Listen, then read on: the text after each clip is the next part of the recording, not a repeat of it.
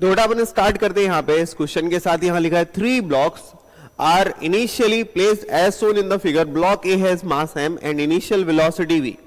ठीक है, to the right the block B of mass m and block C जो है उसका मास 4m दिया है, are both initially at rest, neglect friction, collision जो लेने हैं वो सिर्फ इलास्टिक लेने हैं, then final velocity of block A क्या होगी आपको कैलकुलेट करना है। देखो बेटा यहां पे जो कॉन्सेप्ट है वो अपने पास क्या है कि पहले जो दो बॉडी हैं ए और बी ये आपस में टकराएंगे।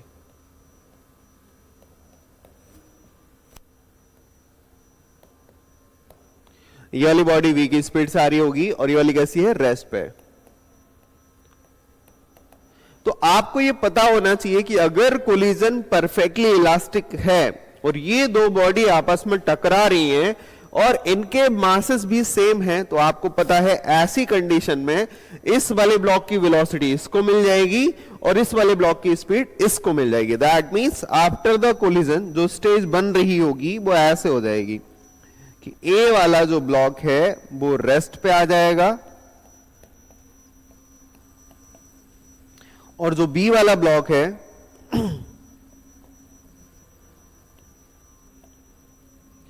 उसकी स्पीड हो जाएगी v। अब बात स्टार्ट होती है नई वाली बात में क्या कहानी है, ये बी वाली बॉडी किसी और ऑब्जेक्ट से टकराएगी जो कि इनिशियली कैसे दिया है, रेस्ट पे दिया है। इसका मास कितना दिया है, 4m दिया है।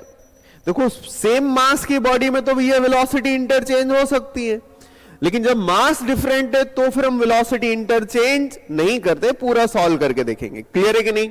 तो अब हमारे पास जो स्टेज बनेगी ये इनिशियल वाली होगी और ये हमारे पास दूसरी वाली बॉडी होगी, इनके बीच में आपस में कोलिजन होगा। तो हम यहां पे मान लेते हैं कि आफ्टर द कोलिजन जो ब्लॉक बी है उसकी जो वेलोसिटी आएगी, फॉरवर्ड ही ले रहे हैं मान लो v1 ले रहे हैं, और आफ्टर द कोलिजन जो 4m वाला मास है उसकी जो वेलोसिटी आएगी वो v2 आएगी, हम ये भी फॉरवर्ड ही ले रहे हैं। ठीक है, कोलिजन जो हो रहा है वो परफेक्टली इलास्टिक है, इसलिए हम हर जगह हर टाइम पे E है इसको 1 यूज करेंगे, और परफेक्टली इलास्टिक कोलिजन हो या किसी भी टाइप का कोलिजन हो, हम मान सकते हैं कि एंटायर द सिस्टम अगर हम कहीं पे ऑब्जर्व करते हैं कोई भी एक्सटर्नल फोर्स काम नहीं कर रहा, दैट मींस लीनियर मोमेंटम भी हम कैसा लेंगे, कंजर्व करेंगे। ये दो बेसिक सी चीजें हैं जिनका हमें इस्तेमाल करना है। क्लियर है। हम यहां पे स्टार्ट, देखो ये तो अपन पहले ही देख लिया कॉन्सेप्चुअली, अपन को पता था सेम मास की बॉडी टकराएंगे वेलोसिटी इंटरचेंज हो जाएगी, तो अपन ने डायरेक्ट लिख लिया। बट यहां पे कैलकुलेशन रिक्वायर्ड है, तो अपन ये काम स्टार्ट करते हैं। तो हम यहां पे मान लेते हैं कि this is equal to u1, ये फर्स्ट वाली स्पीड है, और u2 हमारे पास 0 दिया है, और अपने क्वेश्चन को स्टार्ट करते हैं। तो b और c को लेके ही स्टार्ट करना है। तो b वाला ब्लॉक है, आगे जा रहा था u1 जिसकी स्पीड दी है v, और जो दूसरा c वाला ब्लॉक है ये पड़ा है रेस्ट पे, यानी u2 इक्वल टू हुआ 0। आफ्टर द कोलिजन इसकी स्पीड जो b वाले की है उसकी मान लिया अपन ने v1, और जो दूसरा c वाला है इसकी मानी है v2। जो जो इक्वेशन बन सकती हैं तो हम दोनों इक्वेशन बनाएंगे। पहली इक्वेशन अपन लिख लेते हैं कोफिशिएंट ऑफ रेस्टिट्यूशन E के लिए, ये होता है v2 minus v1 upon u1 minus u2। आगे की बात करते हैं, v2 कितना दिया बेटा अपने पास, v2 ही है, v1 कितना हो जाएगा, v1 ही हो जाएगा, u1 कितना हो जाएगा u, और दूसरी वाली वैल्यू 0 दी है। परफेक्टली इलास्टिक कोलिजन दिया है तो E की वैल्यू 1 रखनी पड़ेगी। तो E की वैल्यू को हम 1 पुट कर देते हैं, तो अगली वाली लाइन पे आ जाएगा 1 equal to v2 minus v1 upon v।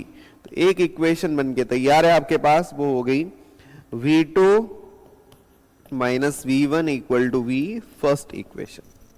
हम दूसरी स्टेज पे आएंगे भैया, जो दूसरी इक्वेशन हो सकती है वो क्या हो सकती है, वो हो सकती है कंजर्वेशन ऑफ मोमेंटम की। तो हम यूज करेंगे p कांस्टेंट को लेके, यानी p इनिशियल जो आएगा वो जरा लिख लेते। तो इनिशियल मोमेंटम क्या है मास b का, तो mb इंटू जो इसकी वेलोसिटी है वो है v प्लस mc, लेकिन इसकी वेलोसिटी कितनी दी है 0, तो ये तो बेकार ही हो जाएगा।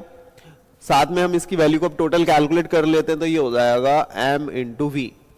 p फाइनल की बात करते हैं, तो p फाइनल क्या हो जाएगा, mb जो इसकी वेलोसिटी बनेगी v1 प्लस mc जो उसकी वेलोसिटी बनेगी v2, जरा न्यूमेरिकल वैल्यू डाल के देख लेते हैं। तो हमारे पास ये जो डेटा आएगा ये हो जाएगा m into v1 plus 4m into v2।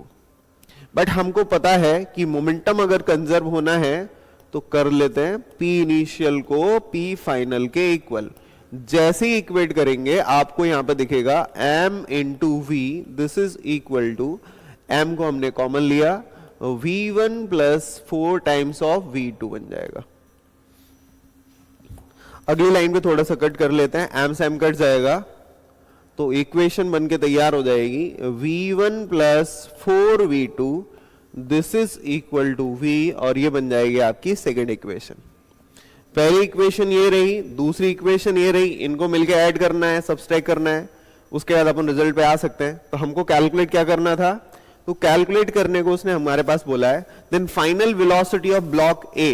देखो ब्लॉक ए की वेलोसिटी निकालने के लिए हमको मानना पड़ेगा ब्लॉक बी की वेलोसिटी कितनी आ रही है पहले, क्योंकि टक्कर के बाद सी का क्या होगा उससे हमें कोई लेना देना नहीं है। मतलब हमारी जरूरत है पहले v1 के कैलकुलेशन के लिए, तो पहले अपन v1 कैलकुलेट कर लेते हैं।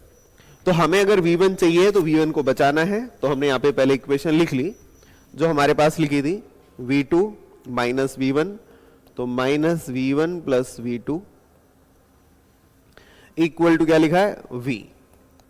ये फर्स्ट इक्वेशन लिखी थी, बट हमें अगर v1 कट करना होता तो सिंपल फॉर्मेट था, v1 तो हमको बचाना है, तो हमने क्या करा पूरी इक्वेशन में 4 का मल्टीप्लाई कर दिया। तो जैसे ही हम पूरी इक्वेशन में 4 का मल्टीप्लिकेशन करेंगे तो ये हो जाएगा minus 4v plus 4v2 plus 4v, और ये आपके पास फर्स्ट इक्वेशन लिख गई। अब हम क्या करते हैं, माइनस कर देते हैं इसको, तो माइनस माइनस प्लस हो जाएगा, ये वाला माइनस हो जाएगा, ये वाला भी माइनस हो जाएगा। जैसे अपन सॉल्व कर रहे होंगे तो ये बचेगा बेटा अपने पास 5 times of v1, this is equal to minus 3v। तो आप देख सकते हैं जो v1 की वैल्यू आ रही है, मतलब जो ब्लॉक बी की वेलोसिटी आएगी, this is minus 3/5 times of v।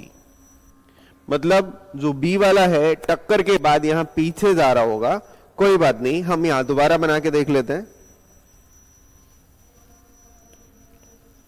A B C, ये आगे जाएगा कहीं, यहां पे हमको दिख गया डायरेक्शन रिवर्स आ रहा है, तो डायरेक्शन रिवर्स आ रहा मतलब ये कहां जा रहा होगा, पीछे की तरफ यहां पे, और जिस स्पीड से आ रहा है वो हो जाएगी v1, और ये वाला ब्लॉक अभी कैसे रखा हुआ है, रेस्ट पे। लेकिन आप देख सकते हैं अगर हम मैं फिर से इन दोनों को ही देखूं तो इन दोनों के बीच में कोलिजन कैसा होगा, perfectly elastic. Perfectly elastic collision होगा तो वेलोसिटी आपस में कैसे हो जाएंगी, फिर से इंटरचेंज हो जाएंगी। नेक्स्ट फाइनली हम फिर बोल सकते हैं इसके बाद बी वाला जो ब्लॉक होगा वो रेस्ट पे आ जाएगा, और ए वाला जो है वो सेम स्पीड v1 से यहां पे पीछे की तरफ जा रहा होगा। तो यानी वैल्यू हो जाएगी अपने पास 3v/5 in left side direction. अब 3v/5 मतलब कितना हुआ देख लेते हैं, 0.6v नेगेटिव डायरेक्शन में। ठीक है, तो यही हमारे पास आंसर बन जाएगा 0.6v इन टुवर्ड्स लेफ्ट। बाकी तो कोई मतलब ही नहीं है।